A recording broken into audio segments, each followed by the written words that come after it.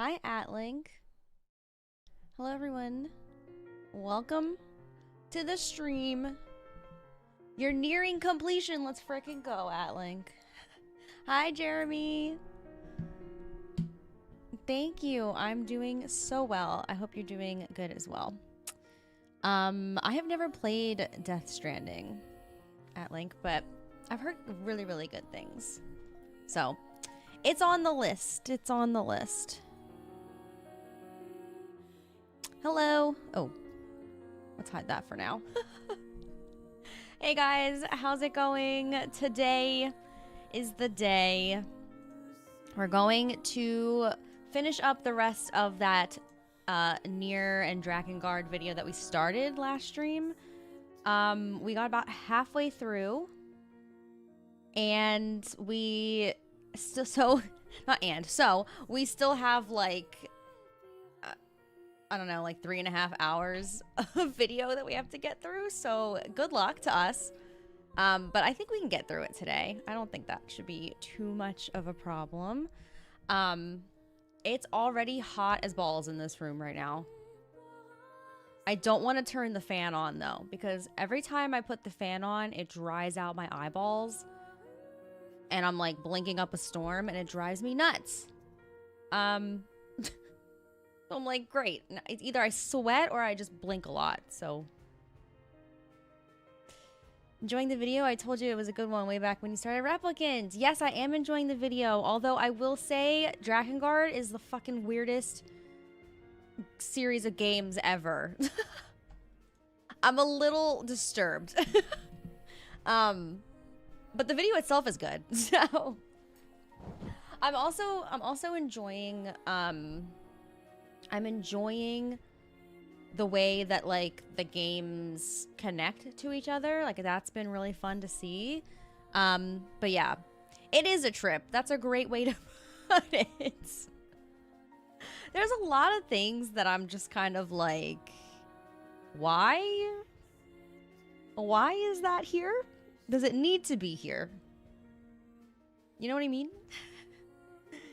Hi, Navely. Could always keep your eyes closed with the fan on. I'm sure that won't cause...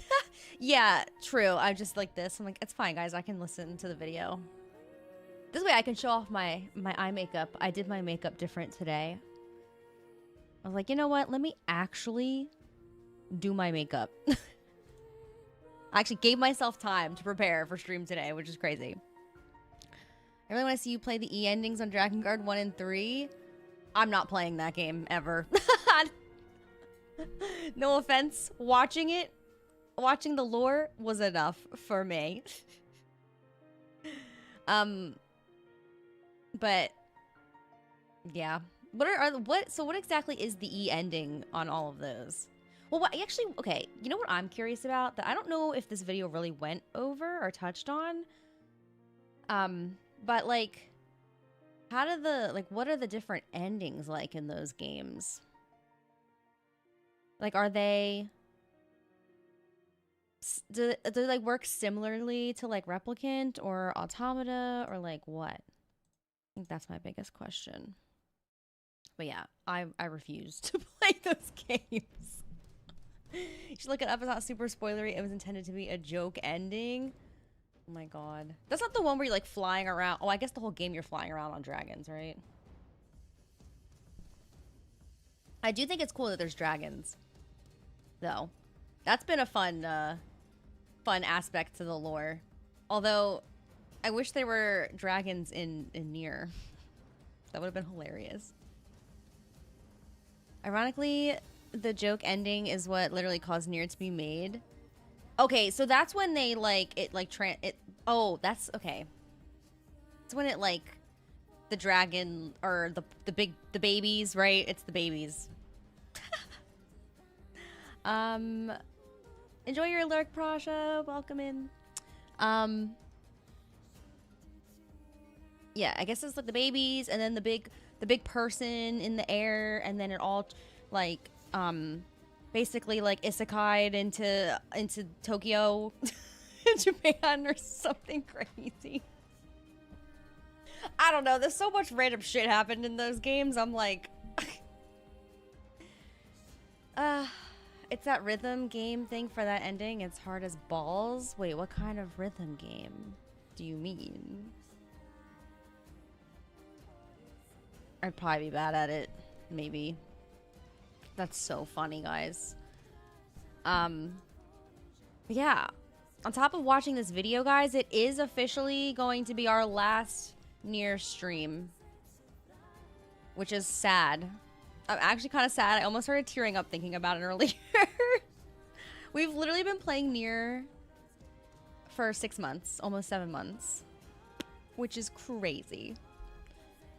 Also, what this means, guys, what this means is this going to be the last day to vote on next stream game. You can also, oh, wait, let me open the poll. Okay, everyone, we need to Pokemon Go to the polls here. Right now, as you can see, Pragmata is in the lead with Devil May Cry 2 votes behind. Okay, Atlink, I will definitely look it up for sure. Maybe not on stream because we have a lot of video to get through, but there's plenty of stuff that I'm planning on looking at once we're done here for sure. I have a whole video channel on the Discord server with tons of videos that you guys have sent me, and I'm really excited to just like look through all of them and cry because it's over. Hi, Renown. It's like the boss fight from the final song video I posted, but fair instead of mean. Okay. We like that. We like fair. I did not need to be reminded that Hillary Clinton unironically said that. Listen, what do you mean you did not need to be reminded? That is like the best quote ever. I love it. And it just teleports me back to those days when everybody, oh my God. I think it was like my first year, like actually working, like a real job out of school. And everybody was just outside all the time. I had a coworker and friend who was like playing Pokemon Go like at lunch. Good times. Good freaking times, guys. But yeah, like I said, guys, last day to vote at this point. Pragmata is winning. So that will, at this point in time, be our next game that we play on stream. So feel free to vote or change your vote if you want to. You can do that just by picking another number. And yeah, after today, whatever this top one is, will be the winner. Hi, Solar. Welcome in. How are you? Also, guys, wait. Did you guys want to see my latest hobby? Speaking of going to the polls, Pokemon going to the polls. Guys, I've done something that I shouldn't have started, but I did anyway because I was influenced. I was so easily influenced by TikTok and other streamers. And I started collecting Pokemon cards. Do you guys want to see my Pokemon cards? I remember working at my local grocery store and they had to put up signs that employees aren't allowed to play Pokemon Go on the clock. Amazing. Listen, let people play their Pokemon on the clock, okay?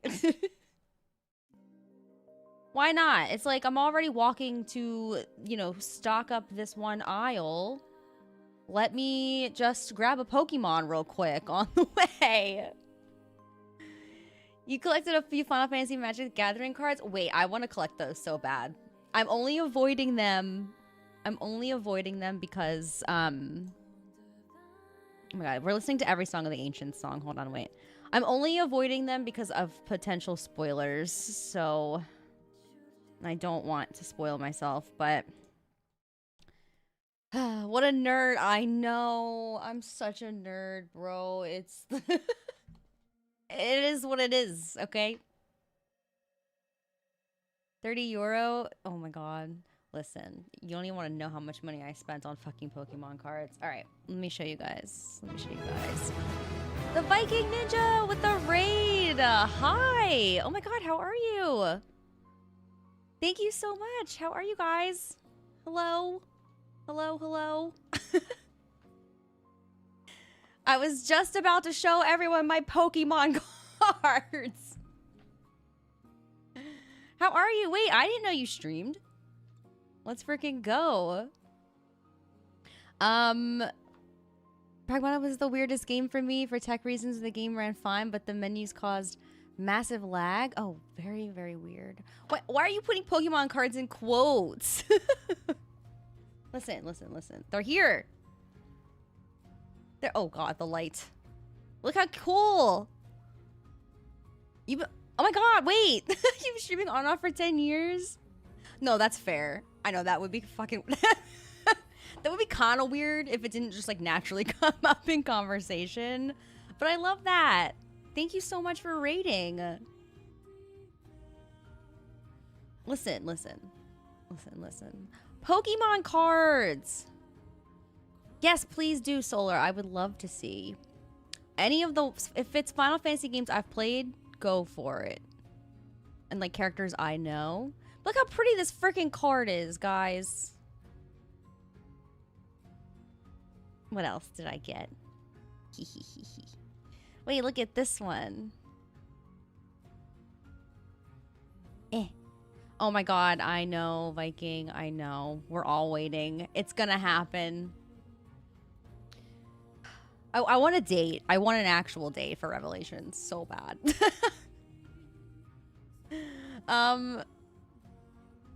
Hi, Taza. How are you? Pokemon cards. Cute. We know it'll be out by June 1st. Well, yeah, I guess so, because of the spring date. But I need like an actual date, please. I need to schedule, like, plan my, like, you know, other games around it. At Summer Games Fest reveal, haven't yelled out loud and cried that much in a while. Aww. Yes, oh yes, and the PTO, same. I also have to do that. Oh my god. Wait, I didn't ask, but what game were you, or maybe not even a game, but what were you streaming, Viking? Anything fun? If you posted them on general, okay, amazing. Thank you. I will take a look in a sec. I've started remake Integrate after Summer Game Fest. Pretty good so far. Wait, let's freaking go. As you should. Wait, I forget, Renown, have you played the original, or are you just now getting into 7, like, period? Never been huge on Pokemon cards, but I definitely have enough Magic the Gathering cards to put myself through college again. Oh my god. Well, damn. Do you know, like, are they really worth a lot? I feel like, because I have, at this point, like, I just want to collect anything. Like, I know some of them are worth more, but, like, I don't really care that much about that. I just one day started watching people, like, ripping packs on TikTok, and I was like, I want to do that so bad. Wait, look, guys. Oh, Umbreon. It's so cute. I'm also collecting very specific artists right now. There's a few like very specific ones that I'm like trying to find because I really love their art. I know. Oh wait, yes. Final Fantasy Resonance is a game I want to play and am debating playing on stream. Maybe we'll see. We shall see. First time Renown. Oh my god, yes. I just have a vague memory of the prologue reactor on the GameCube. Oh my god. You're in for a wild ride. I'm so excited for you to be starting it. If you get the regular Final Fantasy set, no fancy art, it should not be that bad, but the fancy art and foils can be expensive. Yeah. I know. Why are cards so freaking expensive, guys? Genuinely. Well, right now, the Pokemon market is disgusting. Disgusting. I went to, like, Target the other day and empty. Just empty. I'm like, oh. okay. Like, never mind, I guess.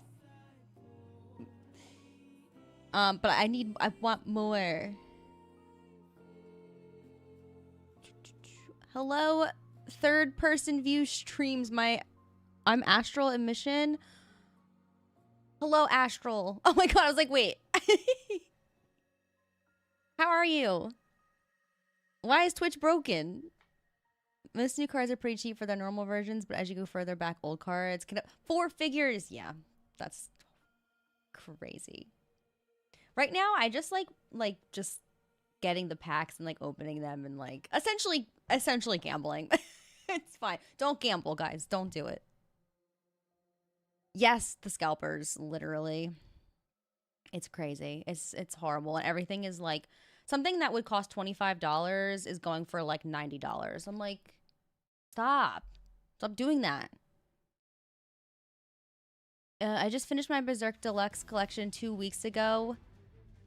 Waiting for the next one to come up. Ooh, wait, let's go.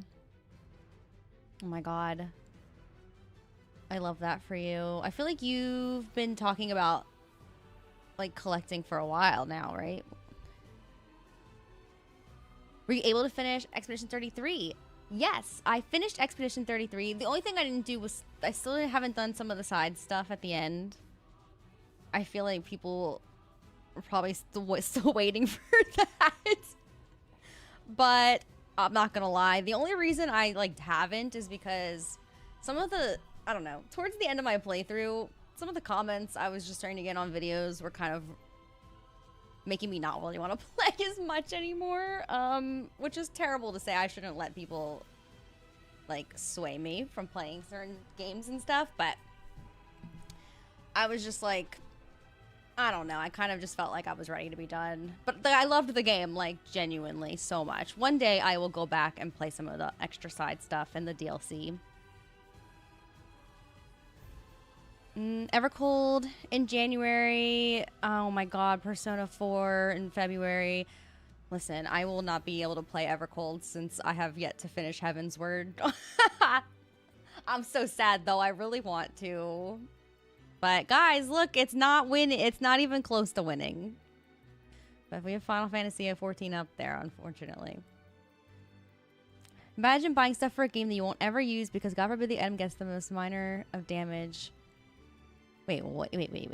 Imagine buying stuff for a game that you won't ever use because God forbid the item gets the most minor of damage. It ruins the entire concept? Like, you mean sell, like, because, like, it won't be worth as much or something? Yeah, scalpers do suck. Do you know how to play Pokemon, TCG? No. Nope, I'm not playing Pokemon. I am just collecting the pretty shiny arts. 650 euro. Took me some time, but I got it. Now starting. Holy shit, that's expensive. That's amazing, though. Holy crap. Well, it's okay. I've spent, like, so much money already on Pokemon cards. There was this, like, TikTok. Also, look how cute this is. There was this TikTok that was, like, trying not to spend all of my money on a hobby that I started 30 minutes ago. I'm like, that is quite literally me. The urge is there. It's there. All right. So this is one of the artists that I'm collecting right now. It's Yoriyuki Ikegami. I feel like their art is just so freaking pretty. Also, don't mind my fingernail polish coming off. So that's one card by them. Then there's this cute one, which some of these Pokemon, by the way, I've never seen in my life. Like this one. The last time I played Pokemon was... Well, I played Sword and Shield for like a second. And then before that was probably Silver. I played Sapphire and like Sapphire Ruby and Silver Gold. So many, many years ago. So some of these Pokemon, that's like Gen, what, 2 and 3? So some of them I'm like, I've never seen this in my life. Like, I don't think I've ever seen this guy. Sliggoo. Sorry, it's backwards, everyone, but... Oh, and then this is another artist called Sao Sao or So So. Also really pretty art. And then, oh, and then also, this is also them. How cute!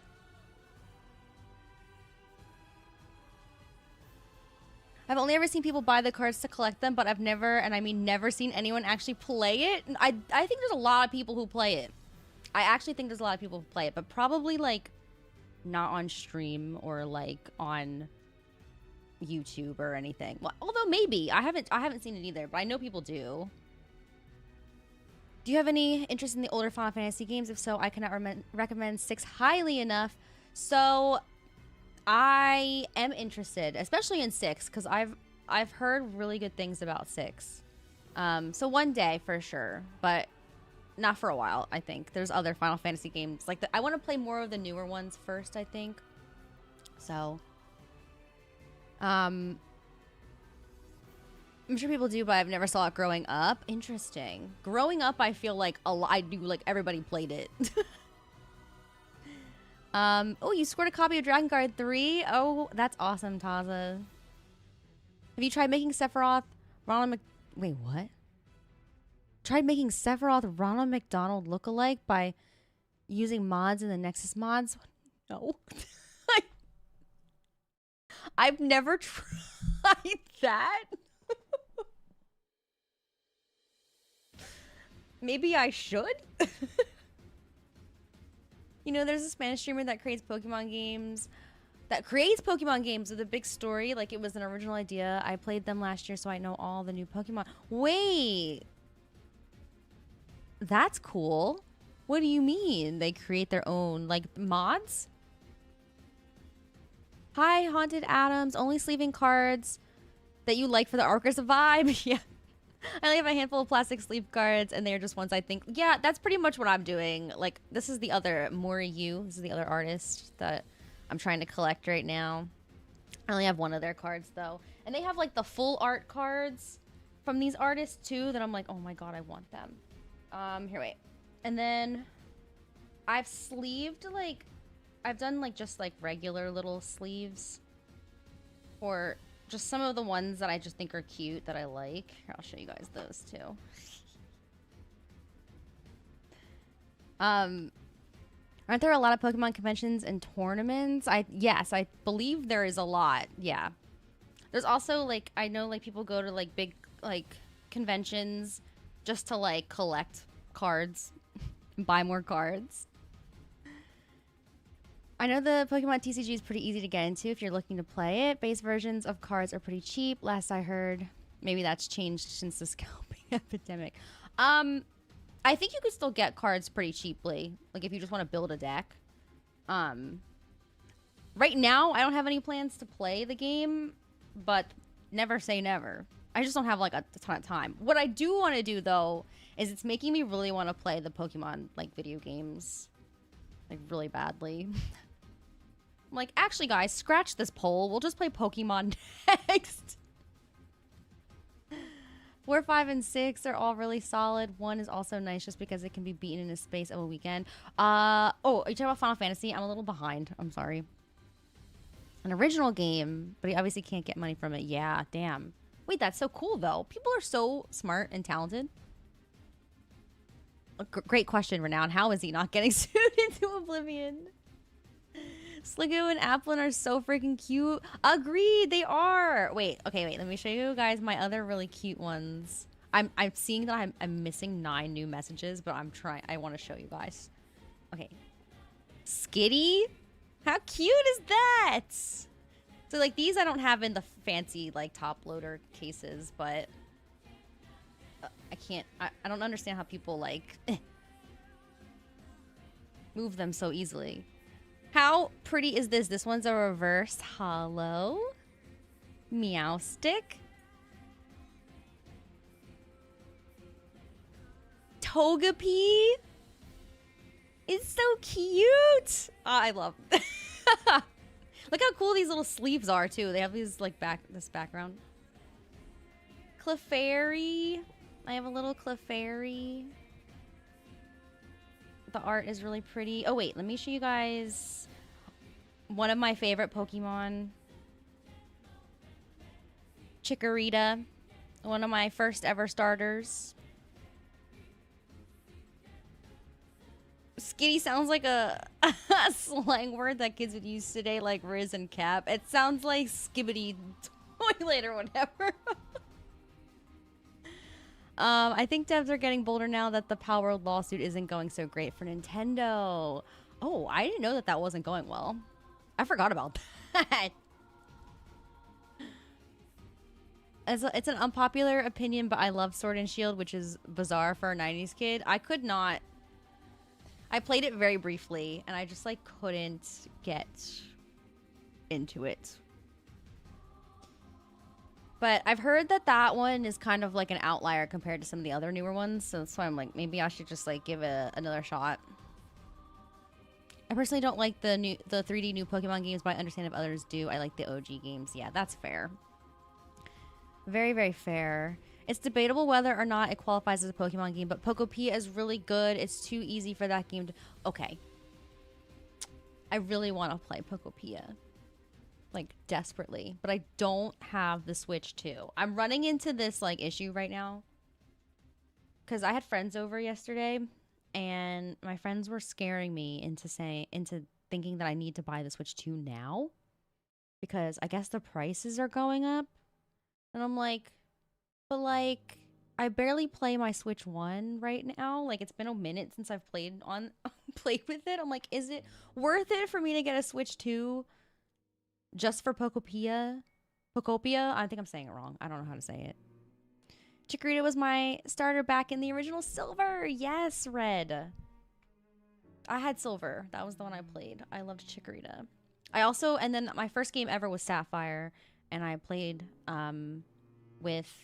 Torchic. Torchic is my other favorite Pokemon. Also, I didn't know how to play video games well back then, so, like, I was, like, really young, so I would just, like, pick a starter Pokemon and just only level up that Pokemon until, like, forever. So that was, like, the only Pokemon I knew or cared about. I would have, like, a couple others in case that one died, but then...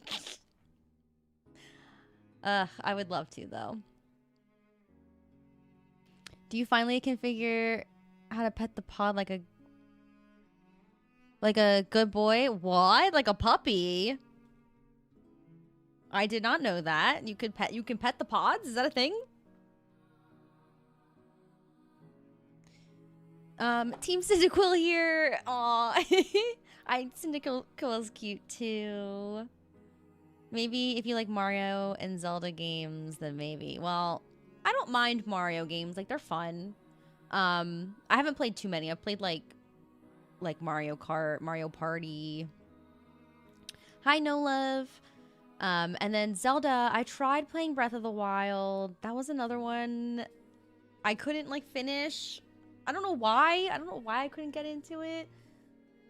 Like, I enjoyed it, like, while I was playing it, but then I just, like, stopped and didn't feel like picking it back up again. So I don't know. Maybe I could try it again, but I highly recommend Let's Go on Switch. It's a remake of the original, and sure, you have to catch things with the remote, but battling is normal, and it's just so damn cute. Is that on Switch 2? A Switch 2 for just one game? No, I know, but like, what about other future games? There's another Pokemon coming out next year. Ugh, I know, I shouldn't do it. I was like, do I like, well, I could trade in my Switch, my current one. But I get maybe at most $100. I'm just like sad that they're upping the price. It's like everything else on this planet right now, everything is just getting more expensive, and it's pissing me off. I think people are going to start going to Nintendo after all the Sony madness going on. I know, until they also stop selling physical copies. Could you imagine?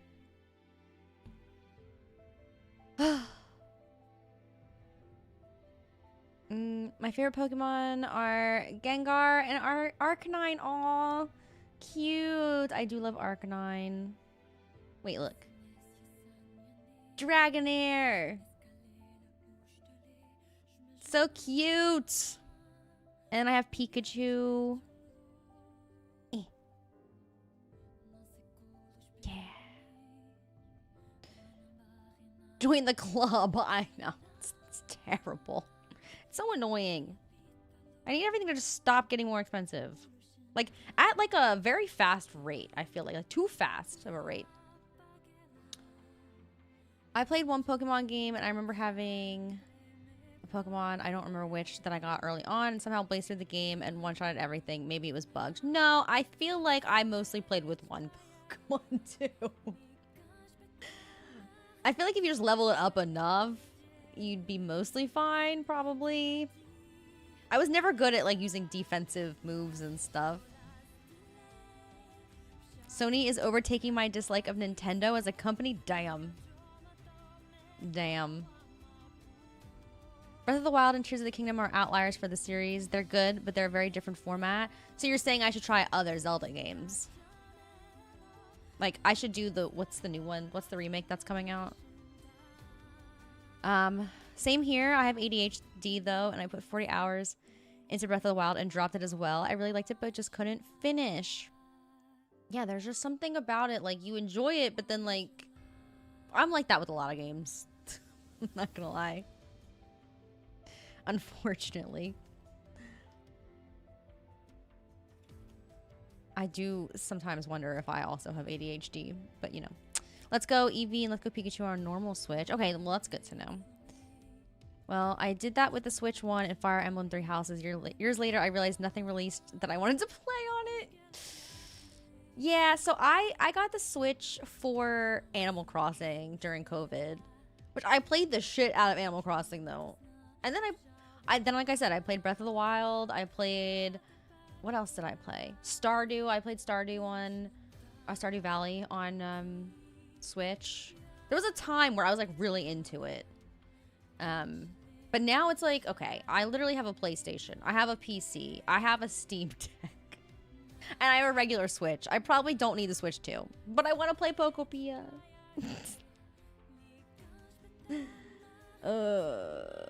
They did announce the only digital just when GTA is getting released to mitigate the hit because everyone's going to buy it. Yeah, and now they're showing GTA 6 on Netflix.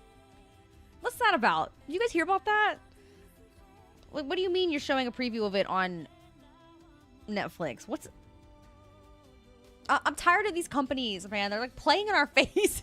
Can they make a Pokemon that's a defense dragon and call it Drakengard? Oh my god, womp.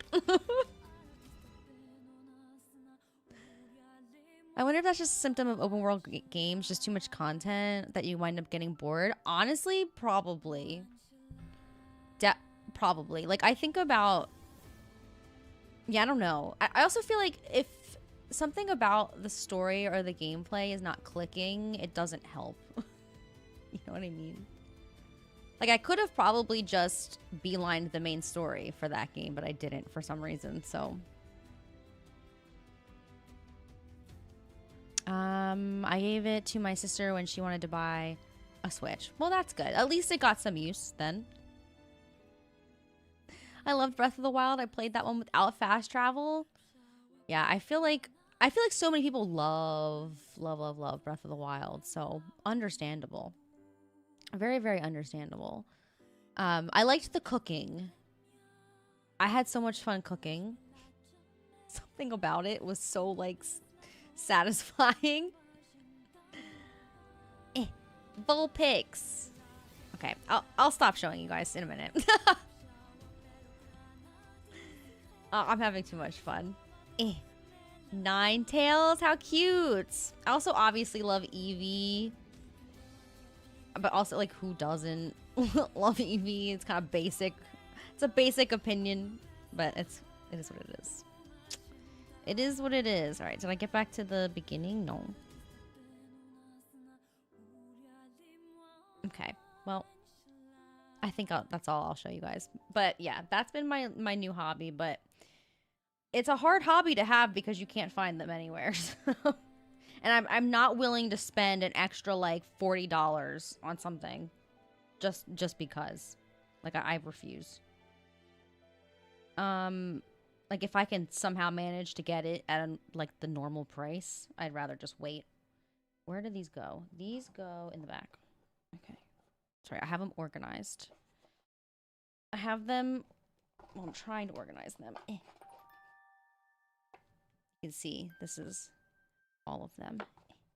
I want to get a binder, too, and I want to, like, put them in, like, little aesthetic, like, layouts, you know?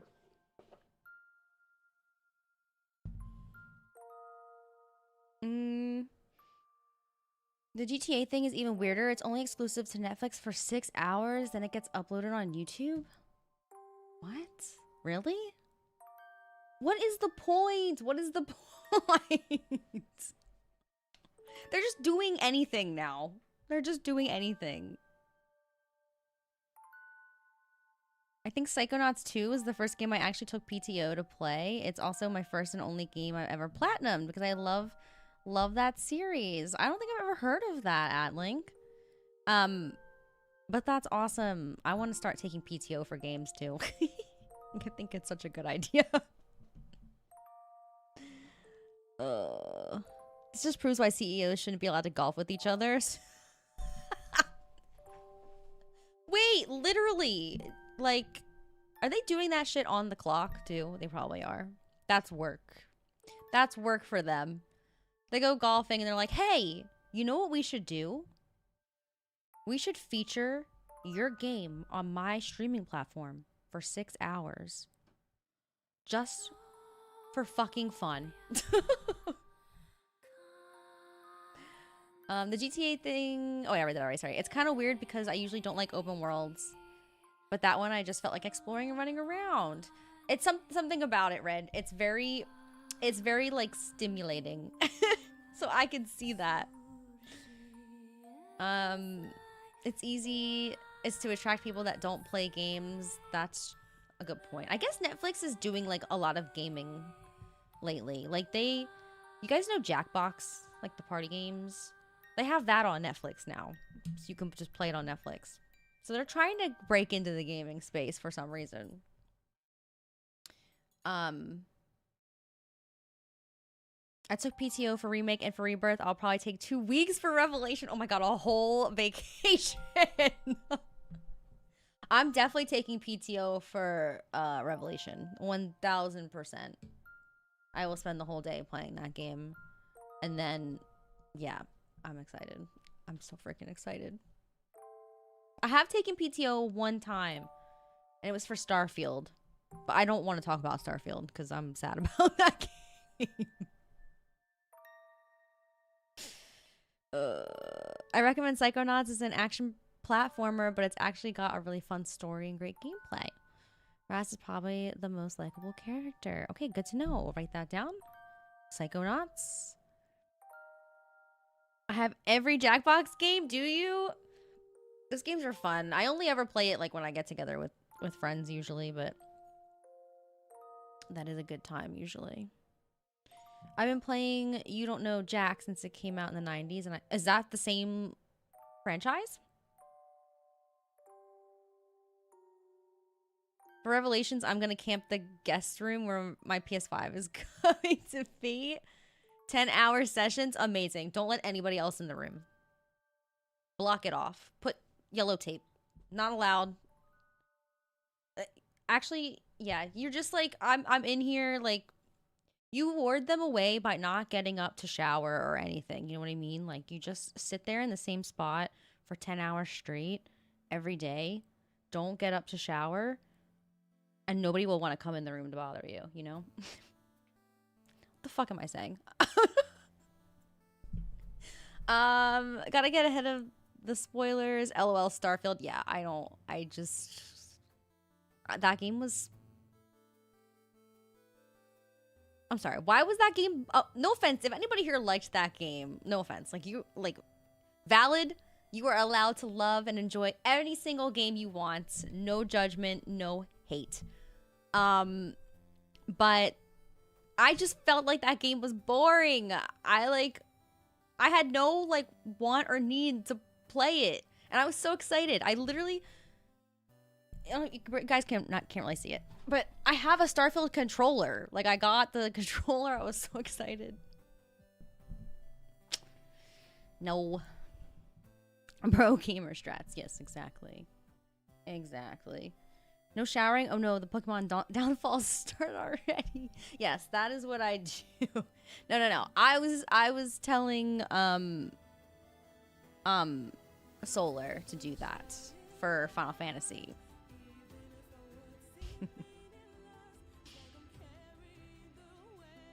It started with You Don't Know Jack, and then after they stopped making them, they came back in the 2010s and were Jackbox. Oh, okay, that's cool. I didn't know that.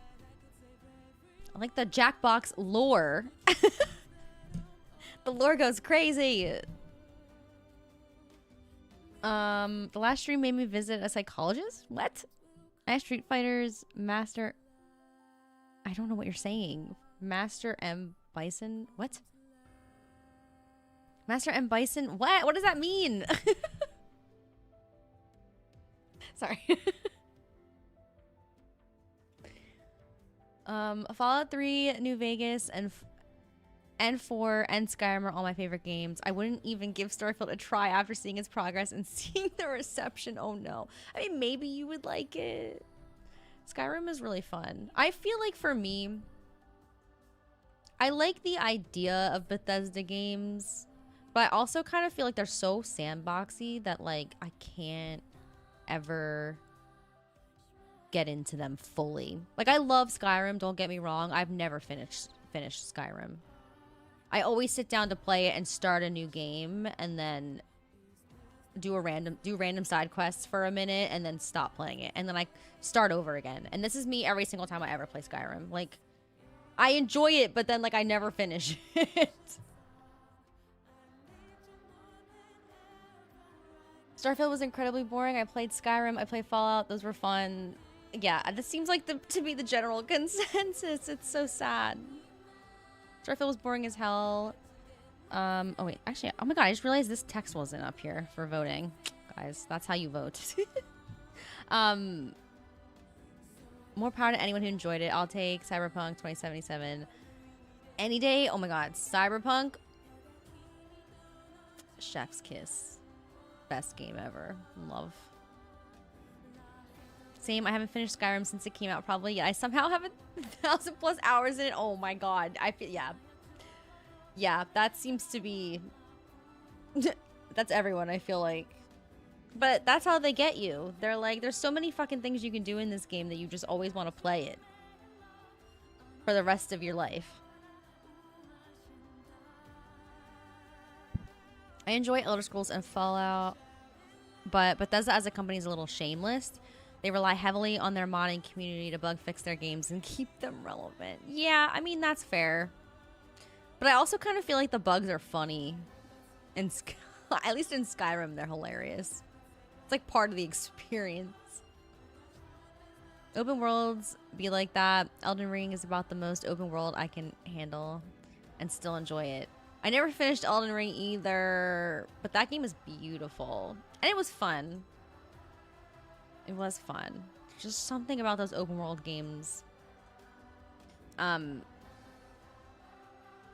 what open world games have I actually completed? Well, I've completed Cyberpunk, but again, the story gripped me really hard, Cyberpunk.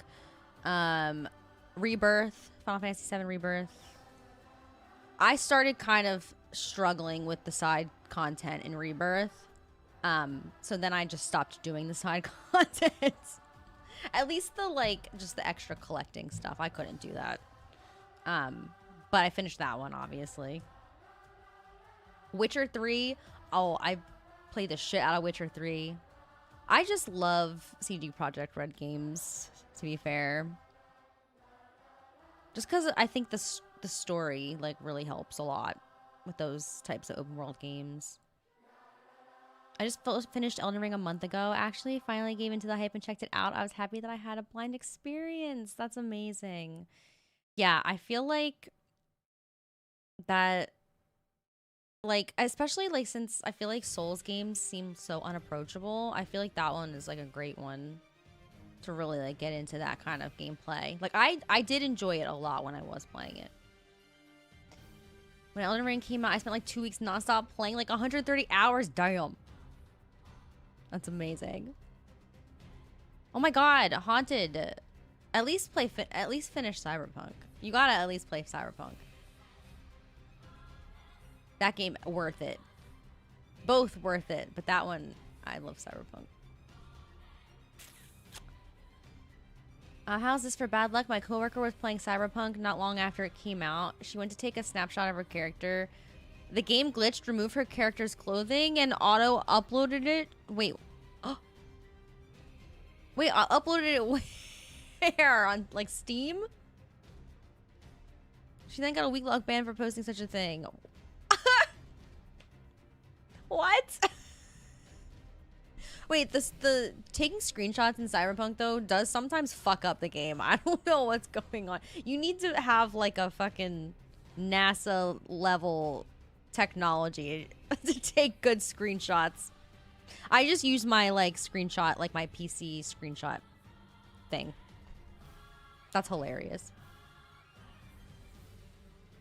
Also strongly recommend Dragon Age. Yes. I also recommend Dragon Age. I gotta finish that series. That's a fun one. Hi, Gannery. Hello. Just somewhere, Taza. That's so funny. That's hilarious. Oh, God. Dragon Age hype. I replayed Origins last year. Oh, my God. Guys, I played Inquisition. Like, I finished Inquisition. I hadn't played any other Dragon Age games. Loved it. Then recently, kind of. It's already been like a couple years since I started playing Origins. But then my game like just stopped freaking working. It stopped working like right at the end. Like I'm literally at the end and I couldn't open up the game. It just kept like dying, like crashing on me. So I don't know. I can't even finish it. I'm so sad. It was so buggy. It would crash all the time, but I loved it. I want to finish it. Inquisition was great. Origins was my favorite game for the longest time. Yeah, Inquisition was so much fun. And then I tried playing Veilguard. I was going to do a Veilguard playthrough on the channel.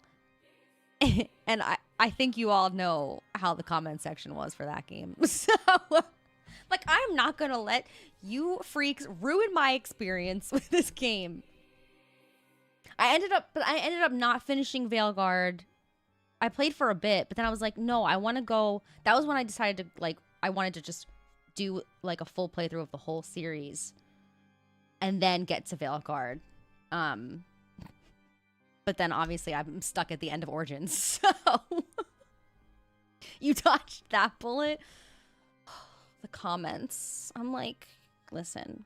Can I just say, I am tired of every single new game that I'm excited for coming out. And I post one singular video about it. And all the weirdos come out of the woodworks to the comment section. Oh. What's this? A woman? Oh, what's this? Somebody's gay? Woke. Garbage. I'm like, where did you come from? Like, who are you people? You don't have to be here. Like, you can leave. I'm sorry. Like, I get so like agitated because there was like a point in time where it was like every single freaking time I would post a video, I'm like, go away. Like little like gnats. Sweet baby ink. I'm like, oh my god, what the fuck even is that? Emerged from the bowels of Reddit. Literally, Reddit and Twitter. Like, I'm like, just go. Go back to where you came from. Be gone. Like, I posted, I reacted to the Witcher 4. Oh my god. Oh my god, we're playing as Ciri? I gotta play as a woman. Oh my god. Ciri, why does she look like that? I'm like, what? Oh, she's ugly now. I'm like, oh my god. What is your, like, standard for beauty? Please, like... Yeah, that probably happened to every YouTuber slash Twitch streamer. Yeah, I know. I know everybody was getting it. It's like, God. Like, just, you can have like, whatever. I don't like your opinion, but you can have the opinion. Just have it to yourself. Why do you gotta come to me? Like, you don't even know me. You've never watched one of my videos in your life, and you're just showing up just to start shitting on it. Like, why? So cringy. Women, yuck. Yeah. Cooties. God, Sweet Baby nonsense. I cannot give less of a damn if Sweet Baby worked with my game or not. I played the game. I literally don't even know what it is. That's the thing. Everybody came out of nowhere talking about the Sweet Baby Inc. thing, and I'm like, what even are you talking about?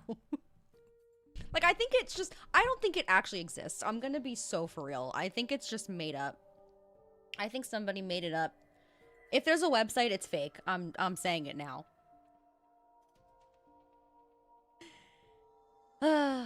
Gotta farm those negative people. They love to debate. No, I just can't. I can't.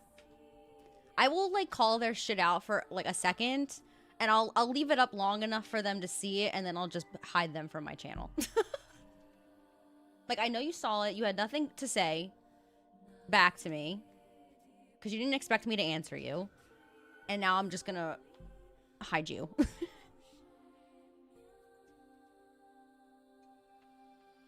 There's a streamer I follow who's planning on playing God of War. Okay, forgive me. I never know how to pronounce this. Laufey? And pretending to not know who Kratos is just to troll that demographic. Wait, that's so good. That's actually hilarious. Oh my god. No, the drama around that as well. I'm like, you have 5 fucking Kratos games. And I love Kratos. But you have 5 games. We can have one spin-off with a woman who's his wife. Like, it's okay. There will probably be more Kratos games. Sweet Baby is a consulting company that basically does a lot of DEI stuff with games and scripts and direction, but they're just that, a consulting company. I still think they don't exist. I'm gonna be real. No, but also the way people have twisted what DEI even is just baffling to me. Like, as somebody who works in a corporate setting, who has had who's taken, like, you know, when you work in a corporate setting, you have to take harassment training, you have to take training on, like, diversity and just understanding what DEI even means, and none of it has anything to do with what these people claim it does. Just saying. Like, just admit you like boys. It's 2026. Just admit you like to rage bait people on the internet, honestly. That's the truth. You just have nothing. You just are sad. Like, something is wrong in your life. I try to think of it this way. I do feel like a lot of people have just shit going on in their lives. They have nobody that pays attention to them in the way that they need attention, and they're looking for attention somewhere. So let me just find this random YouTuber who has less than 5,000 subscribers that I can scream at into the void of their comment section, you know?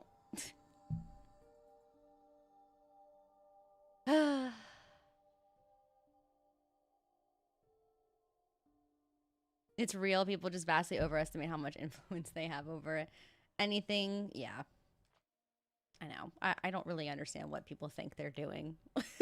So, turns out you just sell more games if you aren't insulting whole demographics. Oh my god, I know. Crazy, right? Like, it's just... Oh, whatever. Sorry. I know I brought this up and now I'm just like, I'm over it. But it's just so frustrating. Like, just don't play the game if you don't want to. It's okay. Not every game has to be for every single person. And that's okay. There's plenty of games out there that I see that I'm like, I probably wouldn't play this. Does that mean it's a bad game? No. Does that mean there's something wrong with it? No. It's just not for me. There's a plethora of other games out there that would be better for me to play, and I will play those. And you all can do the same. So, you don't need to ruin the fun for everybody else. Okay, anyway. We have an incoming ad break on Twitch. After that, guys, we're gonna get into this video because we've been yapping for an hour. So on that note, it's ad time. Okay. Now that I've ranted and raved for a million years. So, okay. While we're waiting for this ad break, guys, does anyone want to vote before I turn it off? Damn it, I thought this was a just chatting stream. It always devolves into, or evolves into that. I guess not devolve. Evolve? We do just chat for a long ass time. And I just sit in the NieR Automata category and just yap about anything and everything for a whole hour. I'm like, I should just start off as just chatting. I feel kind of bad. People will probably pop in here and they're like, what the fuck is happening? 99% of people who complain about that are so terrified of losing what shred of masculinity. Oh, I read that. I read that. This is why I have YouTube Premium, so no ads. Hell yeah. Same. Twitch. It's mostly the Twitch ads, though, that are more invasive, I think. Let's watch some YouTube videos and leave toxic comments. Oh my god. Yes, let's be one of those people. Let's do it.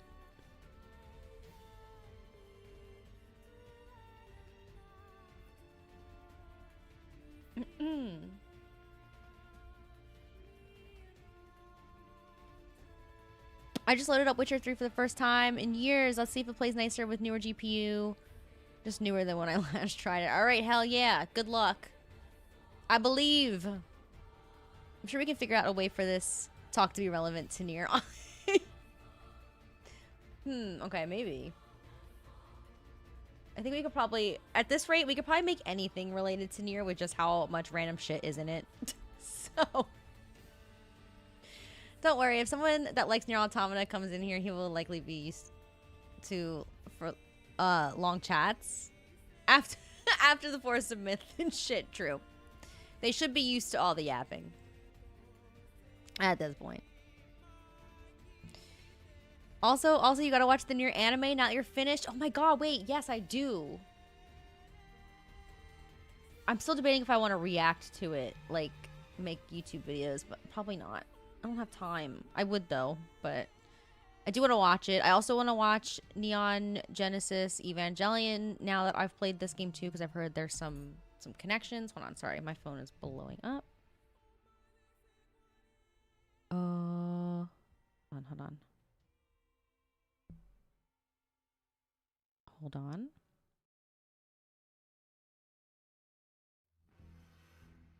Hold on. I can do Friday night.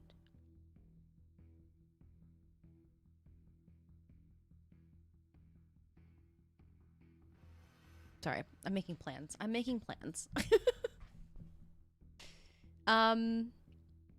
NieR's about the human condition, so anything and everything fits in. Wait, that's so true, actually. That's so true. I just want to say you miss 90% of the good stuff and Automata. I know, don't remind me. Romeo and Juliet side quest. Oh, guys, I missed all the side quests. It's actually kind of crazy. That's crazy. I can't hear another side quest that I missed that was important or good or whatever. It hurts my soul. Oh my god, react to it, but I would watch it fresh just so you can compare the gameplay to the anime.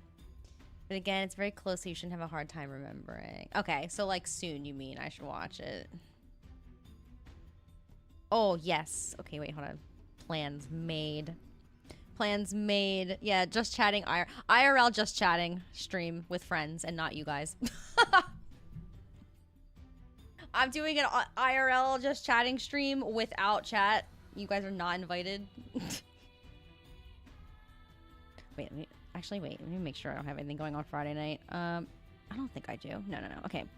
Yes. Yes.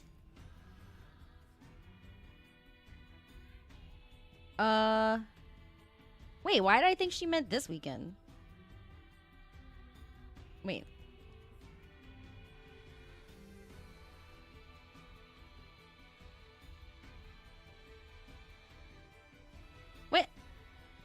said next weekend, but then now she's saying the 21st.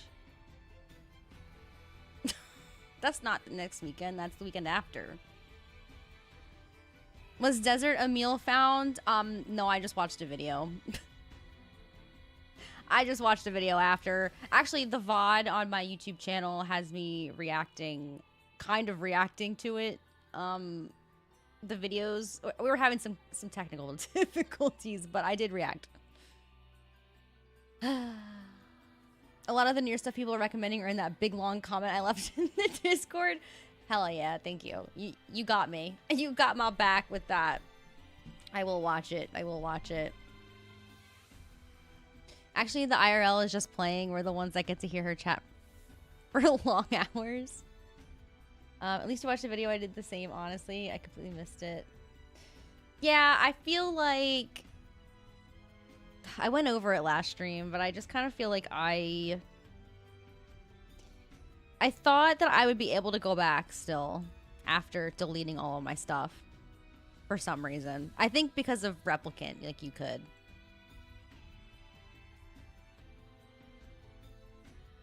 Hold on. Hold on. I'm so confused now. Okay.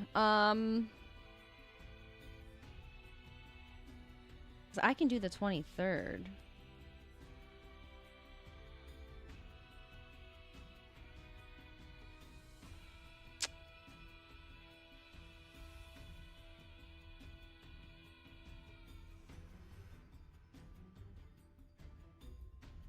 But okay. Hold on, guys. I'm so sorry. Okay, let's do the 21st. That I'm good. I'm good with that. Sorry, guys. I'm making plans, and you guys aren't invited, and you guys have to watch me make these plans.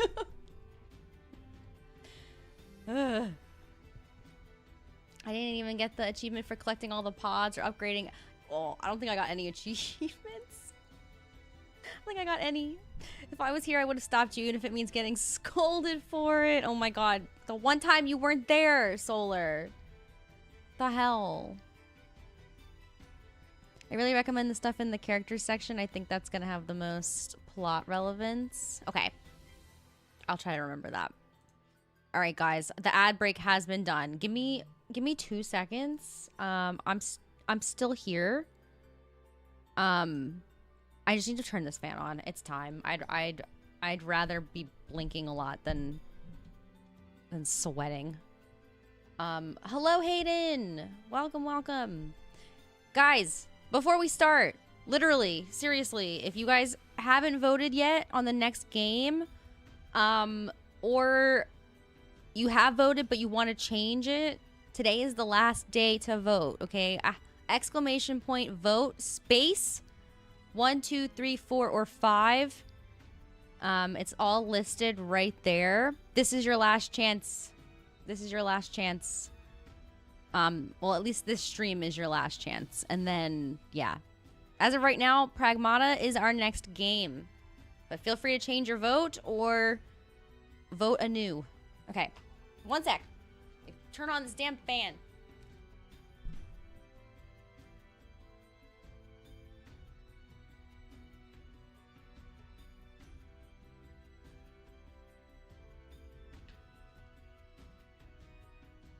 Okay, the fan is on.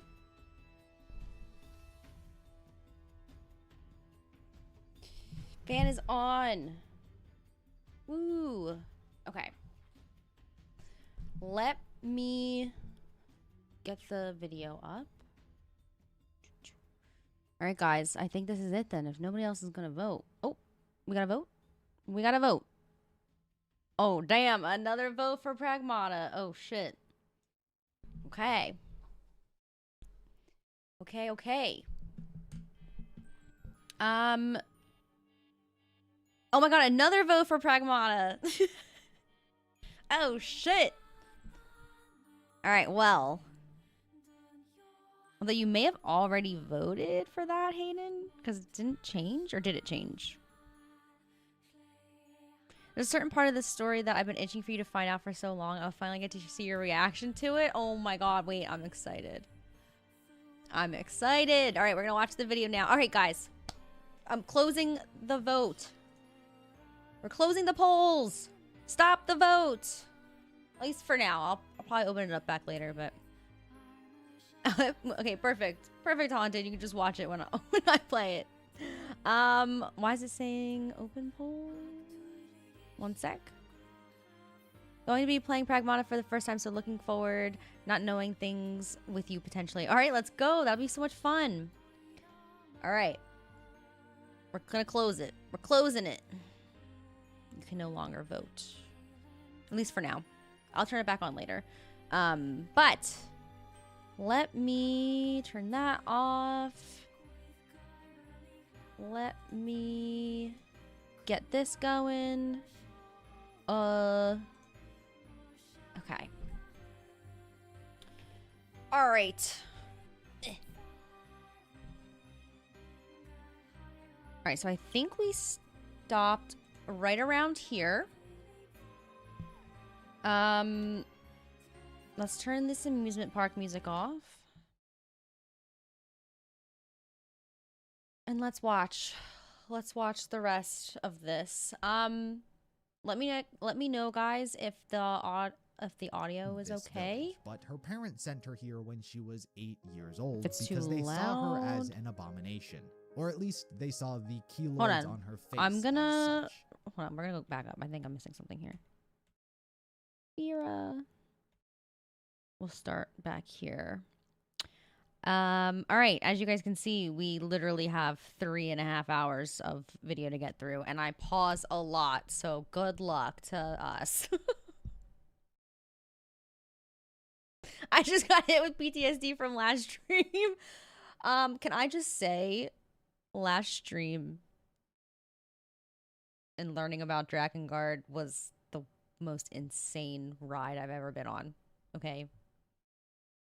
I need Yoko Taro to get therapy, and I need him to pay for my therapy. Genuinely. But now we're on to Replicant. We're on to Replicant, and yeah.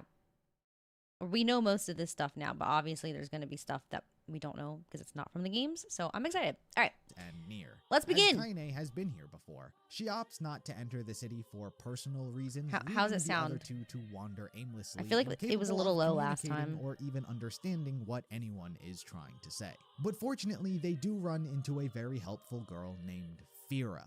Fira wasn't actually originally from this village, but her parents sent her here when she was 8 years old because they saw her as an abomination.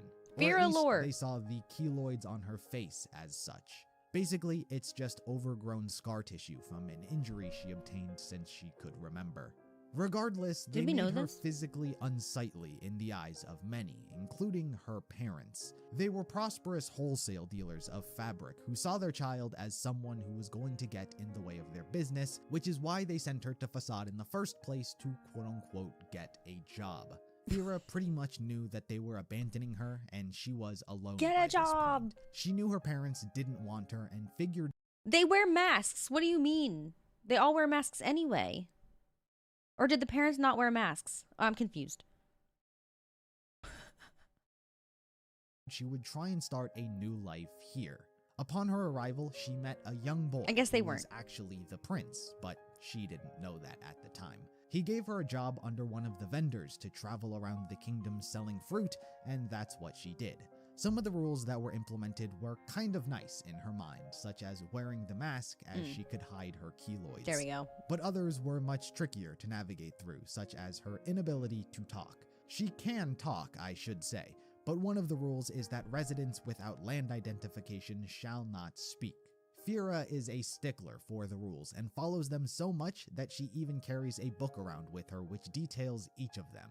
Anyway, selling fruit without talking is a difficult task for most, which is why she mostly communicates through gestures and body language. To make a long story short, Fira None of this eventually lore learns the prince's identity, was in the who has game. constantly been popping Right. in and out of her life. Sometimes I feel and like the this two lore was just become added friends. While there is for an initial fun. sense of betrayal on his side, as he made a bet with the vendor on how good of a seller an outsider could be, he soon forgot his bet as he saw just how beautiful her way of life was and how hard she was trying. He deeply apologized to her as she threw her mask away because she wanted him to see her real face. But he did not flinch. He did not care about what she looked like. All he did care about was making right by her and being friends. My Fira accepts his OTP. apology, and things end off on a good note. That was 2 years prior to modern day. Also, it should be important to say that at some other point, Kaine wound up saving Fira from danger while she was out working, which is why she knows Facade and is welcomed by its people. Anyway, returning to the events of the game, our characters meet Fira, who is kind enough to give them a tour of the kingdom. Ever a stickler for the rules, she still refuses to talk, but is able to communicate with everyone else. By the end of the tour, Vice effectively deciphers their speech and is able to communicate and understand their language. Unfortunately, the reason they came here was for naught. The king has since succumbed to the Black Scrawl, leaving the prince as the new king. They wish to speak to him, but he has gone missing. Turns out he felt the country lost trust after his father's death, and so went to the Barren Temple to obtain the royal this mask, place. the This city's place. proof of kingship. The temple is dangerous. I got to and show due you to my the city's platforming absurd skills. amount of rules, only nobility may enter. But since they're not from Facade, NieR, Kaine, and Vice offer to go instead. Amazing. Fira is the one who leads Yeah, them Hayden, to the exactly. temple, but cannot They'll enter definitely live because of happily ever said after. rules. They do find sure. the prince, but he is Depending taken on by what your some definition temple of happy cubes. is. Kaine is also taken.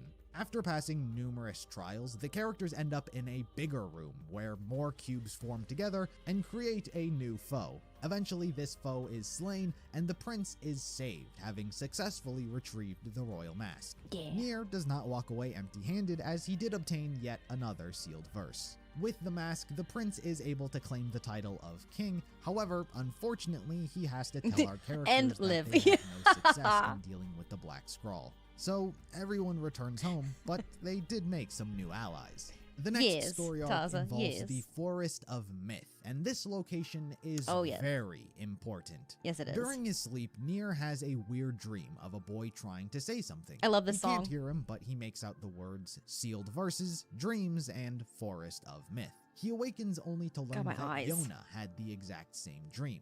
He goes to wind confront from the Popola fan. about the odd situation, but is shocked when she presents him a letter from the mayor of a small village in the Forest of Myth. Seeing this as important, he immediately rushes to the village. When he arrives, he is met with an unsettling aura. The villagers, along with the mayor, are distant, weird, almost not there. Turns out they are afflicted by what is called the Death Dream, which has spread across the forest and trapped the villagers in their own dreams. To better understand what is truly happening here, I need to first go over what the Forest of Myth and the divine tree that is located here actually are. Okay, please. This entire location, most specifically the divine tree, in truth, is actually a supercomputer which holds all of the data of the old world, and more specifically houses the memories of the humans needed to This create couldn't have been the only replicants. data center. Whenever Devila and Popola need to create a new replicant, they come here and use the data that is stored within the tree to create a new replicant. The whole forest is a computer network. The village is here along with the people who worship the tree, just so they know the place is protected. The people don't tamper with the tree, they simply worship it and make sure nothing... Guys, maybe all of the AI data centers that have been popping up, IRL, are actually just supercomputers making replicants. I think I'm on to something here, guys. Ever happens, unbeknownst to the truth. But something did happen. Not because of them, however. A shade somehow winds up getting inside the tree itself and started devouring the data, causing a memory leak. We don't learn about this shade just yet, and it's not causing too much damage relatively speaking for now. But it can be presumed that this is what the Death Dream is. Data is disappearing. It's leaking out and affecting the replicants as they are losing what they're based on. That makes sense. They're being fed. That makes sense. Carrie, 8 months on YouTube. Hi, thank you. That's crazy. I really, really appreciate that. There were other mentions of villages, so likely more computers. Yeah, fair. And other Devilas and Popolas. So you're saying robot waifus in the future? Exactly.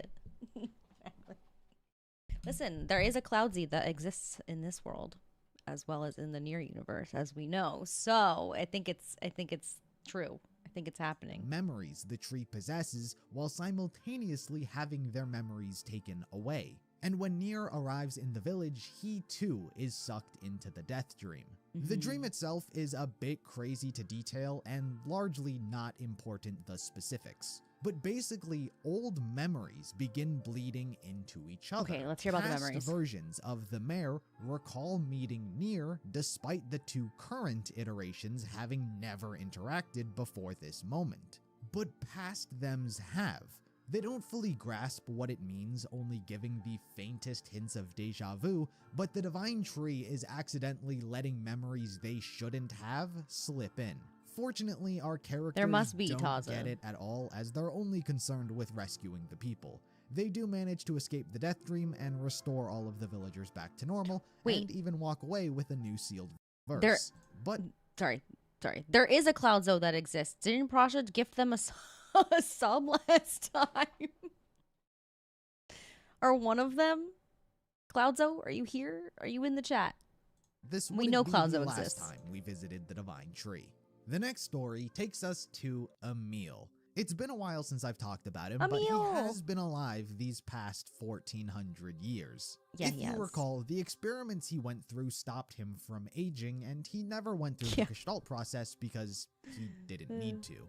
The scientists who were caring for him had to put him in the care of someone else while they were gone, which is where Sebastian came from. He is an android just like Devila and Popola, however is much more robotic, so he might not be as advanced as them. He's been taking care of Emil this entire time. As for how Emil has remained sane for so long, it is perhaps he truly hasn't realized how much time has actually passed. When you enter his mansion's proximity, everything turns black. You're having a baby? You're having the baby next month. What? Oh, the YouTube baby. Like, what the fuck? I didn't know you were going to be a parent. Yes. 9 months you will give birth to a child. Okay, sorry. Black and white, almost as if time has stopped. As if Emil's power was so strong, and he has remained in this exact same location for so long that it has indirectly frozen time around them. Not literally, but enough for it to have not felt like 1,000 years. Anyway, Sebastian, like Devila and Popola, has grown attached to the person he's caring for. He feels bad for Emil's condition and the fact that he can't look at anyone without turning them to stone. He wants to find a cure, but the documents that detail petrification are in a library that has since been overrun with shades. He doesn't have any combat prowess and so has been unable to procure them himself. But he's been hearing tales of NieR's adventures and how he's been helping out so many people. So he wrote a letter asking for help and sent it to his address.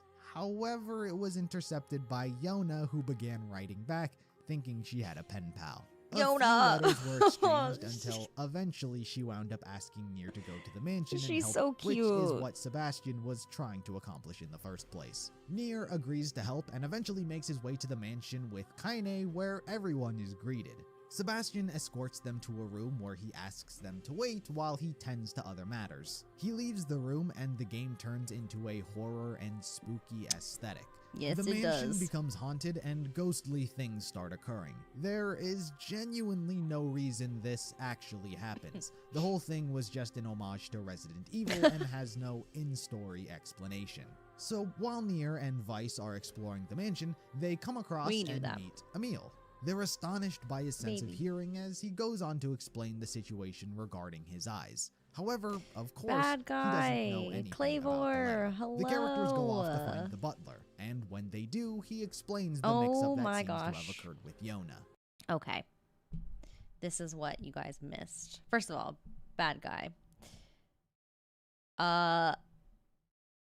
Wait, were you not here last stream? Now that I think about it? I thought you were. Yes. All of the lead up to Replicant was last stream on the VOD, on the live tab of my YouTube channel. Drakengard lore goes fucking crazy. Just saying. Clavor, hello, you were there. Oh, you were on last stream. Wait. Okay, you know what? Never mind. Anyway, all you guys missed today was me going over my Pokemon cards that I'm now collecting. And we were shitting on all the haters who don't like women in their games. And now here we are, finishing up this 6.5 hour long video. So thank you for the hydrate. I have water today, no caffeine. And yeah, but we're back NieR, to this. Being the good guy he is, wants to help out Emil in any way he can, and so agrees to clear out the shades in the library. They successfully do this, but while Emil is searching for the book, one suddenly flies out from the shelf. It's Grimoire Rubrum, one of the 13 grimoires created, and Weiss's old friend, who died in front of him. But of course, Weiss lost his memories and doesn't recognize him. Why do I not remember this book? She doesn't have any intelligence. Only That's Weiss crazy. I forgot about this. All she is now is a magical book that is unleashing its power on this was nearby. Weird Our lore as characters well. are forced to fight it and destroy her, erupting into a burst of papers. But amongst the sheets, NieR finds the page he's looking for about petrification. It's so hot in your room. Sebastian oh my takes god. things from here. 86 degrees For their help and bids them goodbye. But before they leave, Kaine has a few words for Emil. She empathizes greatly with his situation. The two I have my fan on because it was hot as fucking here too. NieR or Weiss, and it's what's led to each of their individual isolation. But she lets him know that what they have is not a sin. And Emil needed someone in his life who thinks like that, and gave him the ability to accept what he is without being ashamed. They're so cute. Anyway, the characters go their separate ways, and most importantly through this venture, NieR has obtained the final sealed verse needed to complete Weiss. It did hate it. Now I lost all my Weiss memories. Is completed, the Shadow Lord is finally able to enact his plan and force the Grimoire failsafe. Of course, everything is viewed from NieR's point of view. As he does, he is caring for Yona, whose condition is only worsening. He is ready to fulfill the fake prophecy he was told and kill Noir with Weiss, but before he does, he wants to make sure Yona is alright. But since she's not, he goes to Popola to get some medicine. She sends him to go get some vapor moss on the other side of the city, but while doing so, runs into Emil. He's been hearing some noises and sensed a great danger headed for the village, and so ran off to warn everyone. But by the time he arrived, he was exhausted and collapsed and taken to the library to recover. But he was indeed right. The Shadow Lord has initiated his assault on the village and has come to claim Yona and integrate Noir and Weiss. Hordes of shades arrive, both large and small, terrorizing the village. While NieR and eventually Kaine, who joins the fight, try to fend off the shades together. While they, for now, deal with the big shade, everything eventually leads to the library, where Yona currently resides. More shades are found, but this time Emil is also there to help. A remnant of the giant shade flies into the room, which the characters are forced to deal with yet again. Emil is incapacitated upon its arrival. The creature is eventually pushed into the basement, where Kaine This is closes where it all and holds changed. the door shut. But just as everything seems to be coming So to true, an end, bad guy the really Shadow does. Lord finally appears in person with Yona in his arms. He incapacitates NieR by stabbing him in the shoulder. Everything has fallen into place. Both he and his sister's replicant body are together, and Vice has obtained the power he needs to initiate the failsafe. All that's left is for him and NieR to join. The only thing that goes wrong are Vice's memories. He still hasn't regained the memories of what his purpose is or what he's supposed to do, and thus is hesitant to believe anything NieR is saying. In fact, Vice still fully believes the lie that Devila and Popola made up to trick NieR about how NieR and the Shadow Lord are evil. Don't get me wrong, NieR has his own fair share of blame in this moment due to his cryptic way of speaking and his traditionally evil tone of voice. His inability to be direct and just explain the situation he was to just Vice too leads comically to him evil. rejecting NieR and not fulfilling his purpose to restore humanity. He stands by NieR, Kaine, and Emil, much to their chagrin. NieR then goes on to take Vice's power he obtained I from never the knew sealed how to horses. pronounce However, that word. NieR is able to fight back and return them. After the fight, NieR is impaled and greatly wounded. However, with Vice refusing to accept the merge, the Shadow Lord figures there's nothing he can actually do in the moment and so chooses to retreat. He takes Yona's body and flies off with her back to his castle. As for the others, the situation only worsens. Yep. Kaine is still holding the beast behind the door, and in their current state, they are most certainly unable to fight it off. So seeing it as their only option, Kaine asks Emil to petrify her so her stone body will brace the door. While undeniably an action Emil wishes not to do, he concedes his emotions and says his goodbyes before petrifying Kaine. NieR is left bleeding on the floor as he swears to make things right in the future. And then we're forced to relive from this moment on a million more times. Wait for me, Yona. Wait for me, Kaine.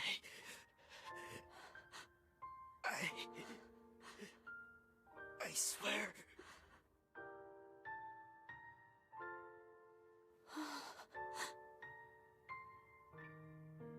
And then we skip ahead. What was it, 5 years or something? I forget.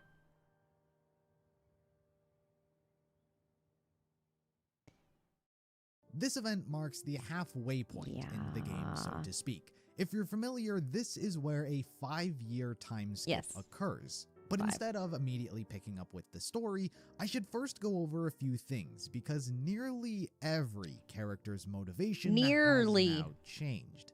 NieR perhaps goes through the greatest change overall. After his encounter with the Shadow Lord, with seemingly everything in his life having gone wrong all at the exact same moment, this caused him to have a breakdown, and it affected him in a major way. His cheery and optimistic worldview he held as a child, such as helping people and things always going to be alright, largely went away. As an adult, he acts more violently. He puts up with significantly less, but perhaps the biggest change is his absolute disdain for every shade.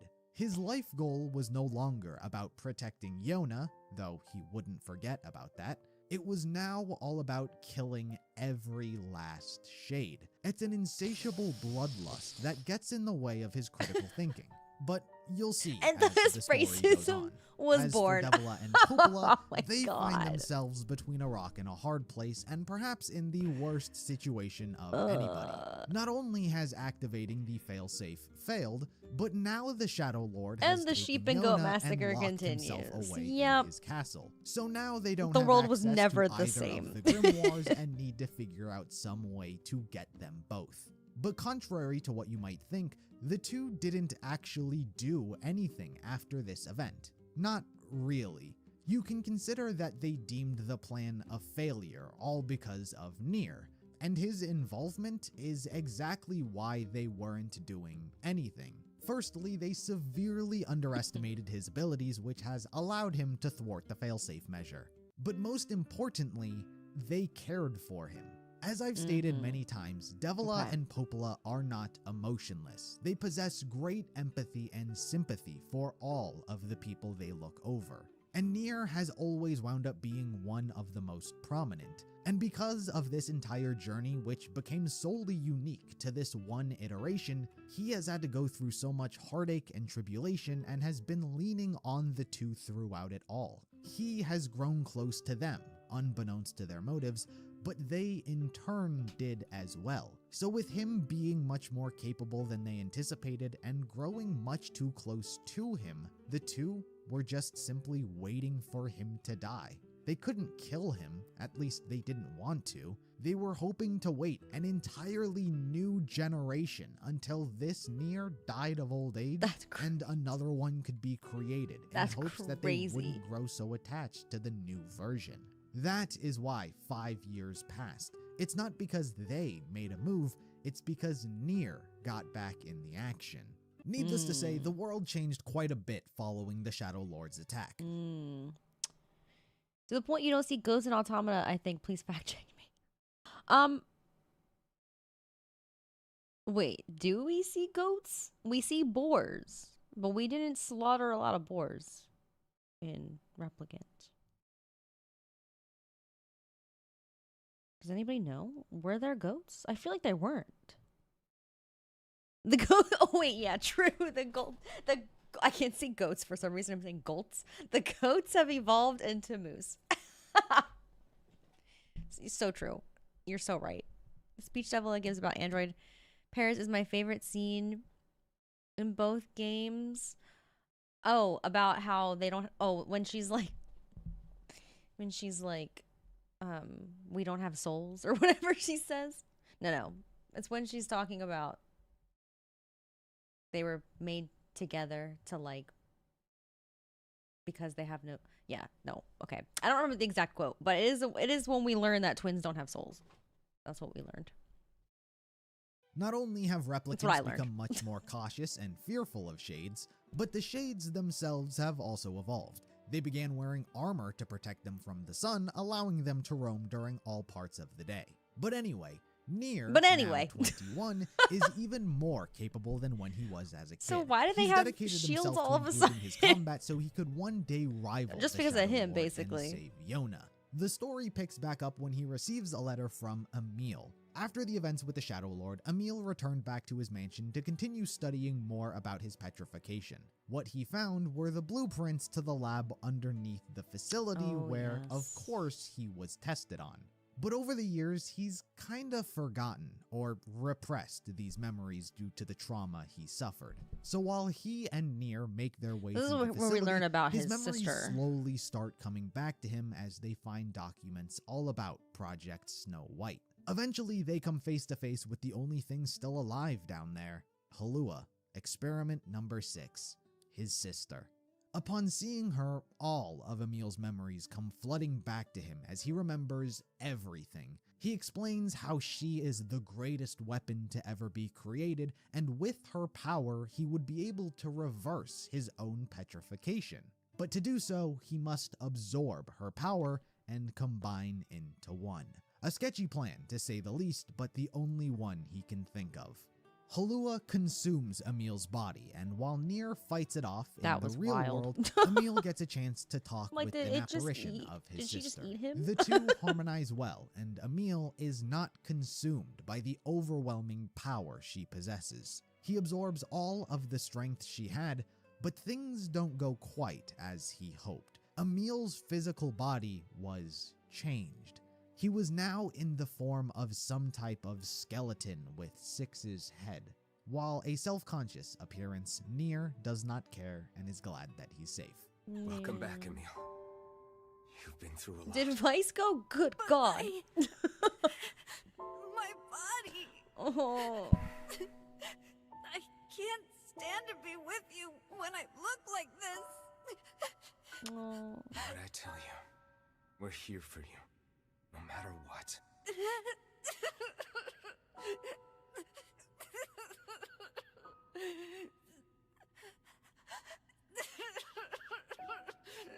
Can you see my face? He's so cute. He's so You cute. look just like I thought you would.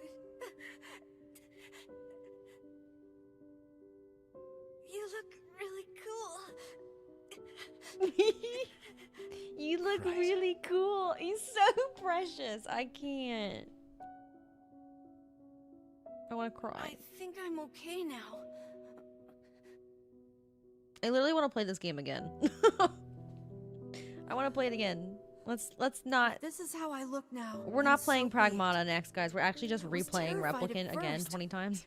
But it's not all bad, you know? I have the magic I wanted, and I can use it to bring Kaine back to us. Everyone returns to They the rented library, Iron and Man with his suits. newfound Oh, power, Emil the shades. frees Kaine from her slumber as she is returned back to the world of the living. But lest you forget, the reason she was frozen there in the first place was to hold the powerful shade they were once incapable of defeating. But this time around, NieR is stronger, so much so that he Exactly, easily Navely. finishes it Exactly. off. As for Kaine, she is You guys are understandably funny. shocked by Emil's new appearance, however, like NieR, is very understanding and gentle towards him. Emil, you were the one calling me, weren't you? He looks like a goat killer to me. Emil's You just being still nice. Recognize me? Of course. I knew you right away. Thank you, Kaine. Welcome back, Kaine. Wow. You grew up. Oh no, he's hot. So, how long has it been? 5 years. While a happy reunion on behalf of our main party, Popola arrives to tell everyone that the villagers are uncomfortable around them, specifically Kaine and Emil. As such, they are forced to sleep outside of the village. This leaves NieR feeling pissed, as he states Oh himself, no, it's they're the first hot. time he ever hated Popola and questioned the twins' decisions. But the next day, after he's had some time to cool off, he apologizes, as do the sisters. Speaking of which, considering NieR has decided to take action once more and continue trying to hunt the Shadow Lord, the two have to begin acting again as well, and so have to formulate is a this, plan guys? on the spot.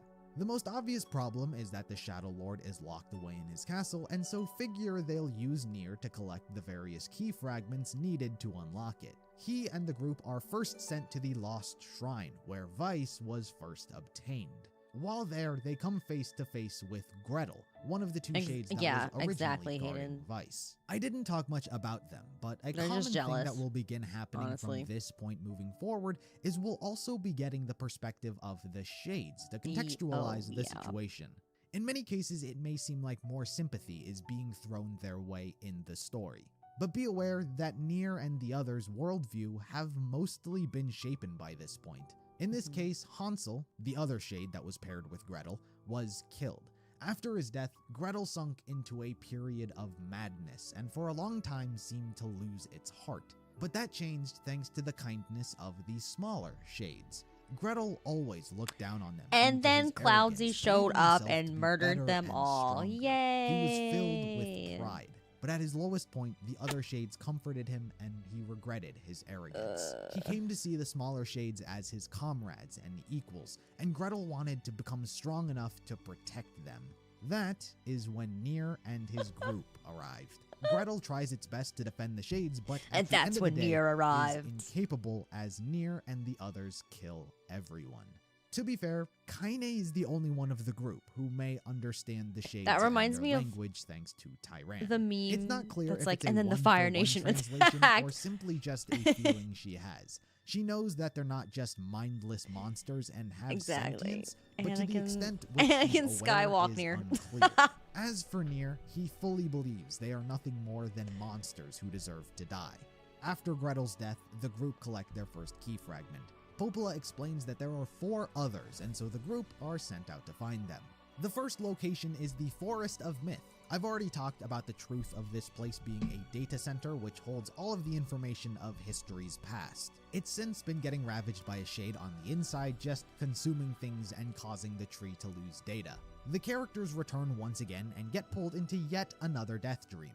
But this time around, the tree begins sharing the actual truth The red about dragon what happened falls. with the dragon, white chlorination syndrome, NieR being the perfect gestalt to save Yona, and so on. Yeah. All of the information is disjointed thanks to the Shade eating vital pieces of info, but regardless, our characters don't piece anything together. All they do is find the Shade responsible for this. However, thanks to the Death Dream, the Shade talks, and NieR and Vice understand it. Oh, A yes. revelation they didn't think possible.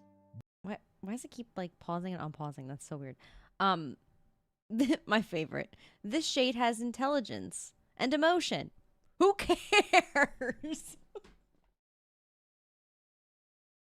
Who cares? This fucking guy. This freaking guy. Just Despite chops him up. this, NieR does not care and strikes it down. This is one of many Who instances cares? where even despite the perception he has perceived the Shades to be being it's too late. challenged, he seems to willingly turn a blind eye to the situation as he is so headstrong in his Classic. determination to kill them and save his sister. Anyway, the Shade is killed. They are freed from the Death Dream and retrieve the second part of the key. The third location is back to the Junk Heap, where only one of the brothers resides, Gideon, the younger one. Oh, here we go. It turns out within the 5 years, Jacob was apparently killed by a little Shade and a P-33 robot, and now Gideon is seeking revenge for the death of his brother. NieR obviously accepts the job. The truth of the situation, however, is quite different. 1 year after their mother's This death, was really Jacob and sad, Gideon were too. investigating the Junk Heap, where Gideon got a bit too careless. He accidentally causes some concrete slabs to collapse, to which Jacob dove in to save his brother. Gideon obviously survived, however, Jacob was crushed to death.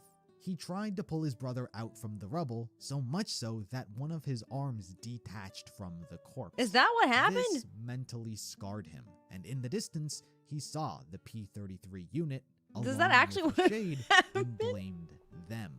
Being traumatized from Are we the just event, assuming? Gideon also subconsciously began injuring his own arm and damaged it to the point where it needed to be replaced by a robot one.